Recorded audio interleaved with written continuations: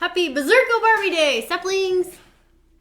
Yes, whatever she said. Am I a Berserko Barbie? Welcome back to the 80s. I said I feel like I'm going to an 80s wedding and this is like my veil. There you go. There you go. You just try to like be cute, put a hair bow, and then you're like, oh no, maybe a fail. Good thing no one can see me. I don't have this problem. Except everyone in the whole world now. But we have matching water and shirt, so we're good. Yes, yeah, your water matches my shirt. Right, so Crystal Light was big in the 80s. It was, yeah. I remember my aunt drinking it.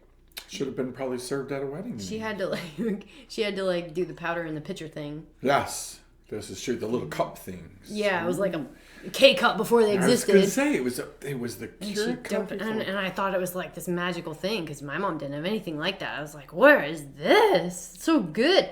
Ooh, it's Crystal Light. That's right. I didn't know they still made it.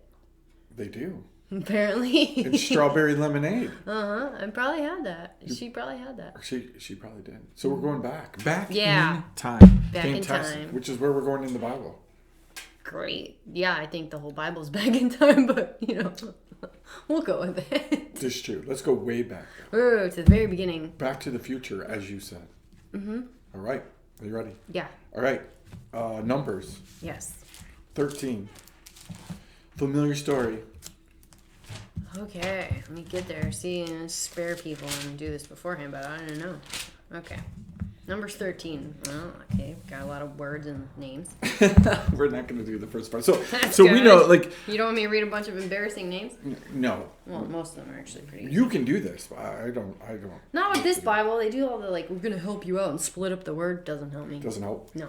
I know. I always tell people, read them fast. Read them fast. And then no one can hear you. That's right. So, and we know that the Israelites have been promised a promised land. Yeah, right? Apparently. So we've talked about, in all kinds of different shows, we talked about Abraham and the promise God gave him, and then God saying, hey, 400 years from now is when it's really going to get fulfilled. And then 400 years happens, and Moses gets them all ready, and he leads them out, and all this stuff, right? Right. We've gone through, in Exodus, Leviticus, and Numbers, we've gone through God setting up some rules, some laws. Here's how you treat these. Here's how you do this. All these things, right? Mm-hmm. He's warned them about, hey, listen, you don't want to get too close to me and be unholy because it's not going to go good for you, right? So he's told them about that. He's told them, I'm going to go before you and I'm going to give you this promised land, right? Mm-hmm. I'm going to wipe out that which is evil, that which is bad, and I'm going to put you in it. But you need to remember a few things, right? You didn't plan it. You didn't build it. You didn't grow it. You didn't do any of that stuff. You're just walking in and I'm handing you this stuff. It's a gift. Now I'm going to be stuck. Right? You didn't do anything to deserve this, right? You didn't put any work, any effort into the front side of this gift. You had nothing to do with it. They were slaves. You didn't even know that this gift existed, really, before, right? True. Which I think is funny because a lot of times we're given gifts and we don't have any clue about things about the gift, but we all of a sudden want to act as if we do. Like we've had something to do with the preparation of this gift, right? Mm-hmm. So in chapter 13, the gift is about ready to be right there. Like it's in their hands, right? Like they're about ready to be able to take hold of this gift. But God, for some reason, has Moses, right, send some men into the promised land to check it out. Mm-hmm. Right? Now, I want you to start right there because that's where I'm going to get stuck in this episode, right? So, read verse 1. And the Lord spake unto Moses, saying, Are you stuck there? Uh-huh. Send thou men, that they may search the land of Canaan, which I give unto the children of Israel. Of every tribe of their fathers shall ye send a man. Okay, perfect. Stop right there. God is all-knowing, right? Mm-hmm. God is absolutely, positively all-knowing. He knows what's going to happen. Before it happens, he knows the end, the beginning, all these things. Why is God sending men into a promised land knowing the end result, knowing what's going to happen? He didn't have to do any of this. He could have led them right to the promised land. He could have had them take it over without ever doing chapter 13. right? Why in the world is God allowing this to happen? Because this whole chapter is going to set the Israelites back 40 years. 40 years. Mm-hmm. Why is he doing it?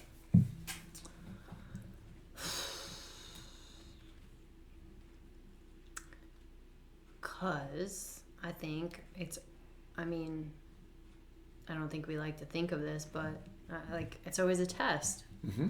right? Like God's always testing us. It's like the conversation we talked about with Moses, right? God wasn't saying he was changing his mind. He was just giving Moses like an opportunity to do the right thing, Mm-hmm. right? He was just giving him another opportunity to not screw up. I mean, you could apply that same exact concept and question to, well, then why did God make man at all?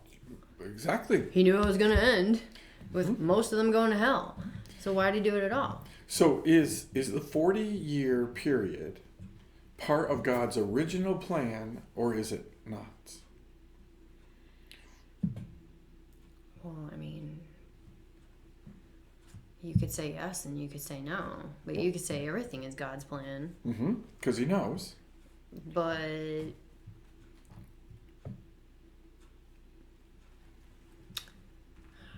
this is very deep for saplings. It's very simplistically deep, right? Because It is. There's a ton of saplings out there who are like you and I, who are waiting for a promise, waiting for their promised land Right. moments, right? And they're saying, God, I don't understand. Like, what's the deal here? Like, there's moments where we feel super close to it. These people are literally right at the edge of it. They're sending 12 guys out to scope it all out. Like, that's how close Right, they it's are. tomorrow. Right. Like, they're soon and very, very soon and very, very, very soon, or like right soon. Like now, like this is where they are. Right? But God seemingly, this isn't Moses looked at this and said, here's a good idea. We know God's promise. Let's go scope out the promise before we get it. I think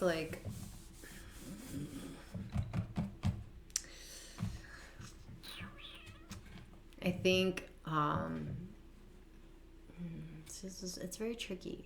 I know. Because like God tells you about promises, right? Mm-hmm. Tells you things that are coming for whatever reason he tells you. Mm-hmm. Maybe because you need it, maybe for encouragement, maybe for hope, maybe for whatever reason, right? But a lot of times it does bad, Mm-hmm. right? Because then we get obsessed with the promise, we get distracted, we think, well, if God said it, God can't change his mind, Mm-hmm. so I'm going to get it no matter what I do between now and then. Mm-hmm. And I'll just act like these people who continue to provoke me, Mm-hmm. as he says, right? So he didn't break his promise, but the thing that we should maybe be cautious of as humans is if God doesn't say when, Mm-hmm. you should probably be careful, Mm-hmm. right? Because you might get it, Mm-hmm. but you might get it for a day and then you're dead, Mm-hmm. right? Right. We want to possess the promised land. We want to be in it and be able to enjoy it and all of those kind of things. And God's process is important, right? This process, to me, this is fascinating because it's simplistic in nature in the fact that you can look at this and all of us ask why. Why did God let me do that if he wasn't going to give it to me right now? Why did God tell me that? Why did God send me that? Why did God have that person encourage me, right? Again, it is amazing to me how many times people come up to us and they say, can you pray? I got this job interview, right? We all pray and we're like, yeah, this sounds perfect. Like look at how it's all filled together. Boom, boom, boom, boom, boom. Like this is obviously the hand of God is all over this, right, for you. You are perfect for this job. And then the person doesn't get the job. Mm-hmm. Right? And we're all left going, what happened? What, like, wait a second. It looked perfect. And then somewhere along the line, that person gets that job, but it's just wasn't in that moment, right? Yeah. So we look at all this stuff and we say, was it part of God's plan not to get the job? Or again, do moments like this, are they used to reveal? Are they used to reveal the areas we still need to work on? The areas that, hey, I want to give you this promise, but you still got work to do. Well, the problem is that we think our life is about the promise. Our life is about our life. Mm-hmm. Again, I've said this so many times, we were so short-sighted, right? Mm-hmm. We are so short-sighted, and it's all about instant gratification and, just being saved from death and saved from trauma and all these things. And God's like, yeah, I'm thinking eternal. Mm-hmm. So, like, at any given moment, he can test you to see where you're at if you died right now, right? Mm-hmm. That's all that matters to him. He doesn't care how close you are to the promise. Yeah. He doesn't care. He cares about, like, if you walk outside and get hit by a bus, are you with me or you're not? Period. Amen. Amen. Right. So these moments are used to reveal where we really are. Right. Right. So what are we the really story? just obsessed with the promise, or do we want Jesus? Yep. There you go. Are we really all about the promise, or are we about being ready for the promise? So again, God is not just concerned with these people going in and being a replacement theology for the people of the promised land. God wanted them to inhabit it. God wanted them to enjoy it. God wanted them to do something with the promise, not just have the promise, right? Mm-hmm. So this whole idea is God actually revealing the areas that, hey, I know you want the promised land. You're this close to the promised land, but you still have some areas that you need to work on so that you can inhabit and enjoy the promised land, right?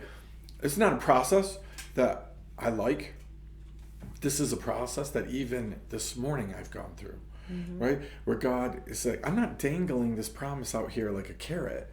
I'm telling you, I want the best for you, and I want to make sure that you are fully ready to inhabit and do with the promised land what I have planned and purpose for you. Otherwise, you know what you're going to have to do? You're going to spend time in the promised land doing that which you should have done before. Right, when you should be just ready. And so this whole thing is fascinating to me, that the Lord told Moses to do this. And when I read it this morning, I went, why did he do it? Right, this seems like a terrible, cruel joke. I know that what you're going to do. I know your heart. I know how this ends up. I'm going to have you do this anyway. But I could skip this. This whole chapter could have been skipped. God could have just led them to the promised land and just done what he was going to do. Well, and sometimes it's not just a test. Sometimes it's, how like when you're training someone or teaching someone, like you can't just tell them what's wrong. Like they have to discover it on their own. Yep. Like you have to coach them in a sideways kind of way so that they realize what they're doing. And you're like, and then they're like, oh, wow, like here's my issue. And you're like, yeah, duh. But they need you. Sometimes you have to figure it out on your own, or someone can tell you over and over and over. It doesn't matter. Sometimes we have to learn things for ourselves, right? And what we really just want to do is copycat people, right? Like I love who this person is. I just want to be them. Like I love their life. I love everything about their life. I just want to be them. And God's like, yeah, no, that's their promised land. That's not your promised land. Right? We were talking about that earlier today, about this whole idea of like, hey, what happens when you're looking for the same Boaz in nature that someone else is looking at, right? You're not looking for yours. You're looking at someone else's and going, I want that. But that whole Boaz Ruth moment involved the process that they went through. Right, a unique process. Right, Boaz went through years of being alone, and Ruth went through a whole bunch of stuff, right? And then they get to their moment, and it's uniquely their moment. Right. This is what God wants with this promise land. This is a unique moment for you all. Right. I want to make sure that you're ready for it. That does two things for me. The first one is it makes me frustrated that I'm not quick enough, good enough, like to figure it out and be like, yeah. That, like you could make God skip this chapter because you figured it out before that. Right, and I think sometimes we buy that. I think sometimes we're like, listen, if I could just learn all the lessons, God, give me the lesson book, let me learn them all ahead of time, and I'll figure it out. And God says, no, Andy, you're uniquely made. And the way that you think, the way that you act, the way that you do life is unique. Nobody else does it like you. And you know what? That's true. I have to walk you through your no, good for people like you who are willing to put up with me, right? Like that. But it's for everybody. We look at other people and I'm like, why don't you I just don't understand why you don't get this. I don't struggle in this area. Why don't you just get this, right? But the point is that God is prepping us for our promised land. The sad part is sometimes there are people who never get to the promised land because they get stuck in this part. Right? They get stuck here because either someone decides, hey, this is too hard, I'm not going to do it, right? Or we just can't get through it. We decide that it's not worth it. We decide all kinds of stuff, but a lot of us are stuck in the wilderness and we never make it to the promised land because of what happens next in this story, right? Yeah. But that's good for now. Yeah, or else it's going to be a date night. That's right. Which probably should have been anyway. Oh, saplings. All right. Wrap up my thought process. Be ready for your promised land, saplings, not anyone else's. Just yours. And really, just forget about the promise and focus on Jesus. And then you'll get it quicker, probably, maybe, hopefully. Quicker than you thought. You could tell yourself at the end, yay, I got it really quick. You could pat yourself on the back. But yeah, just be ready for your promise. Keep your eyes on God and don't worry about everything else because He'll give you all the things if you're good. No, that's a bad thing to say. He'll give you, scratch that. Now we're going to have to do another seeds on that. Oh my gosh, that is not how it works. Just ignore me. Have a great week, saplings.